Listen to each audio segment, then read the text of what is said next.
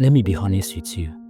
If you are not ready for the truth, never fall in love with emotionally intelligent person. Yeah, because they won't lie to keep the peace. They won't play dumb just to protect your ego. They won't confuse love with silence. Yeah. Emotionally intelligent people hold up mirrors, and not everyone is brave enough to look. They will call out patterns. They will question excuses. They will notice when your words don't match your actions. Yeah. And if you're addicted to comfort, truth feels like attack. Yeah. They don't love shallow. They don't argue to win. They communicate to heal. But communication hurts when you're not honest to yourself. Yeah. So I don't say they are too much. They are too real to someone who is avoiding growth. Loving an emotionally intelligent person requires maturity, not feelings. Yeah.